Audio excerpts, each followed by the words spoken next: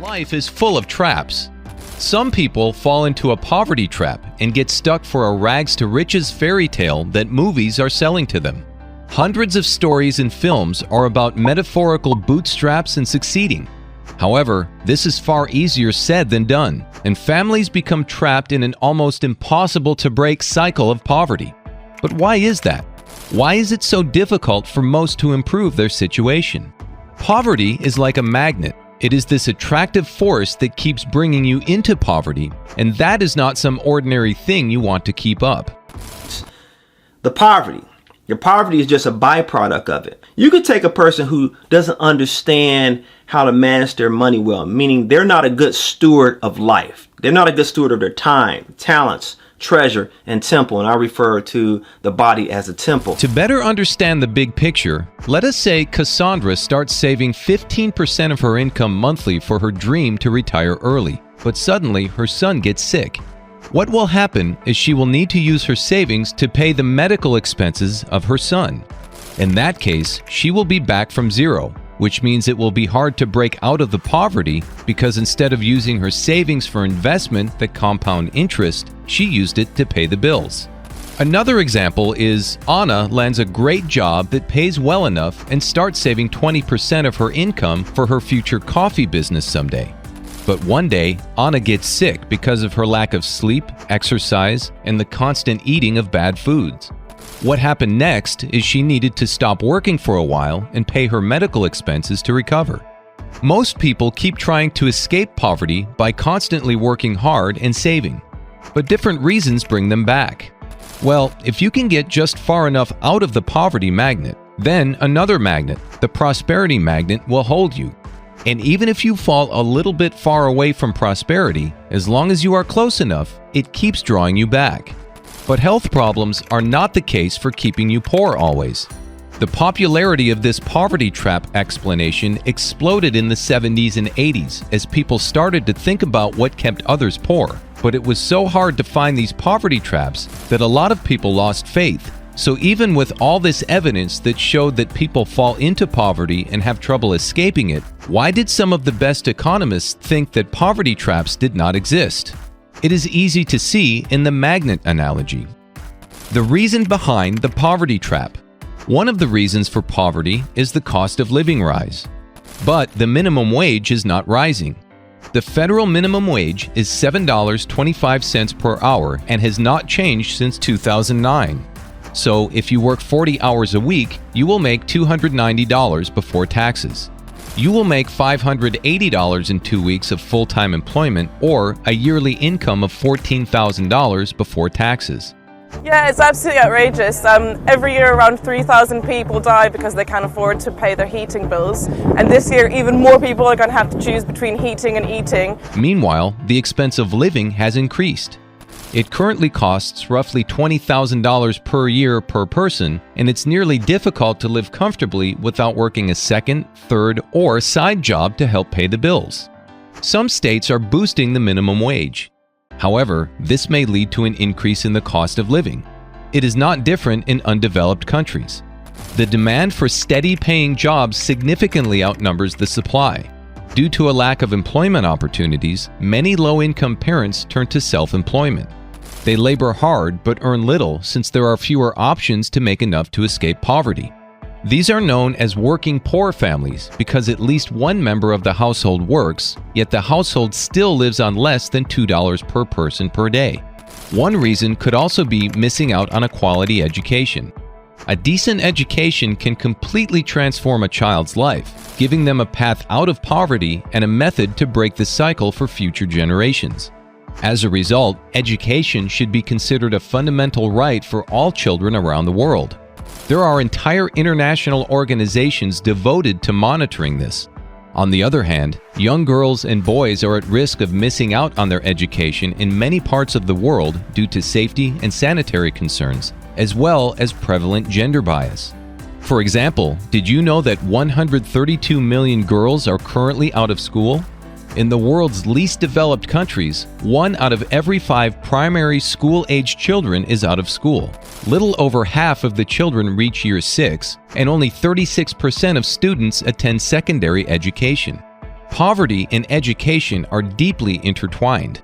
Education may be at no cost in many undeveloped countries. School supplies, uniforms, and transportation costs are not covered. These necessities might be prohibitively expensive for a struggling family, preventing children from attending school, and are forced to quit school early to assist their families financially. Now they say, I don't know how I can be a good mother if I'm not a worker, because I have to model the value of education to my children. Without a way to make more money, people will face poverty. It's not easy assuming that if someone wants a job, they can quickly get one. In developing countries and rural areas, this isn't easy. Many traditional livelihoods, depending on productive lands that are affected by conflict, climate change, and overexploitation of resources such as fish and minerals. When did the poverty trap start? One of the reasons why the U.S. suffers from such high rates of poverty is the income for the top 10% was more than 13 times higher than the bottom 10%. According to the U.S. Census, the pandemic has made income equality worse. The Gini index, which measures the nation's income inequality, rose for the first time in a decade by 1.2% in 2021.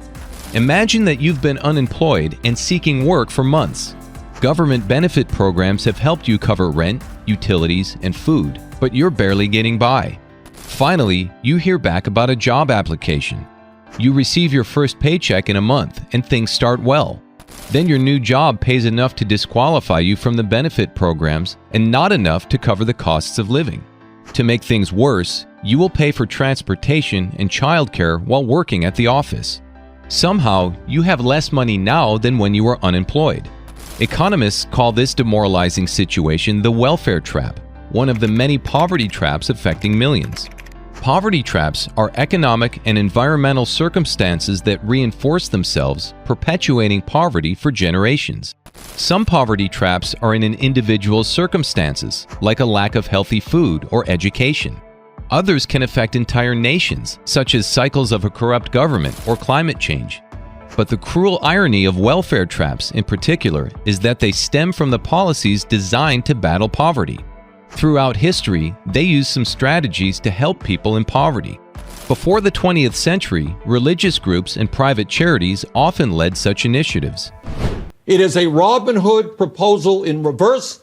They're taking from the working families and the poor, and they're giving to the rich. Today, these are called welfare programs, and they usually take the form of government-provided subsidies for housing, food, energy, and healthcare. Typically, these programs are tested, meaning that only people below a certain income level are eligible for benefits. This policy ensures aid goes to those who need it most. But it also means people lose access as soon as they earn more than the qualification threshold, regardless of whether or not they're financially stable enough to stay there. This vicious cycle is damaging to those in poverty and those outside of it. Mainstream economic models assume people are rational actors who weigh the cost and benefits of their options and choose the most dominant path forward. If those in poverty know they'll gain no net benefit from working, they are stimulated to remain on government assistance. Of course, people work for many reasons, including societal norms and personal values. But income is an incentive to pursue employment. And when fewer people take on new jobs, the economy slows down, keeping people in poverty and potentially pushing people on the cusp of poverty over the edge. Some people have suggested this feedback loop could be removed by eliminating government assistance programs, but most agree the solution is neither realistic nor humane. So how can we redesign benefits in a way that doesn't penalize people for working? Many countries have tried different ways to circumvent this problem. Some allow people to continue receiving benefits for a given period while finding a job, while others phase out benefits gradually as income increases. These policies still remove some financial incentives to work, but the risk of a welfare trap is lower. Other governments provide benefits like education, childcare, or medical care. Instead of saying no one wants to work anymore, we should be saying no one wants to be exploited anymore. One proposed solution takes this idea of universal benefits even further. A universal basic income would provide a fixed benefit to all members of society, regardless of wealth or employment status. It is the only known policy that could remove welfare traps since any earned wages would supplement the benefit rather than replace it. In fact, by creating a stable income floor below which no one can fall, basic income might prevent people from falling into poverty in the first place. Numerous economists and thinkers have championed this idea since the 18th century. But for now, universal basic income remains largely hypothetical. It has been tried and tested in some places on a limited scale. These local experiments do not tell us how the policy would play out across an entire nation or a planet.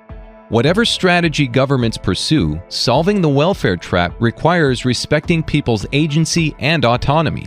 Whatever the government's strategy pursues, solving the welfare trap requires respecting people's agency. Only by empowering individuals to create long-term change in their lives and communities can we begin to break the cycle of poverty. Reprogram your mind to become wealthy. If your life is not what you want it to be right now, you have to be willing to do something different, and you won't move from one easy world to another. Doing something uneasy means getting out of your comfort zone and entering your courage zone. Let's pretend your mind is a superpower and you have your subconscious and conscious mind. Program your brain to look for why you must be rich. You will start seeing that even in a bad economy, some people earn thousands of dollars in legit businesses. You will start reading about people who went through similar difficulties you encountered and ended up being successful. You will start seeing that you have more power over your life than you think and will start taking responsibility. An excuse is the food of the fools, and our world is with many of them. It's about pointing a finger. It's easy. Everyone can do it, but if you want to escape poverty, you will take over your life. Don't make an excuse. Distinguish what you must do to change your life and do it, no matter how difficult. 100 failures are equal to 1 success. Failing is the formula to succeed early. At first, it will be tough to do, but someday, everything you touch will turn to gold. Here is the thing, it doesn't matter how many times you fail. Remember, you only have to succeed once, and that once will quench all the pains of your failing years. Why is it essential you understand this? Most people see failure as a bad thing, so they give up. You must understand that the road that leads to success is failure, and failure is not final because success can make you forget the pains of 10 years of failure. Make sacrifices to try things, get out of your comfort zone, do risky things, and when you fail, be courageous to stand up and try again because it doesn't matter how many times you fail. All you need is a single step to prosperity. Have a ton of value? Remember to subscribe for more financial abundance. If you learned a lot and felt ready to goodbye to your comfort zone, please give this a like.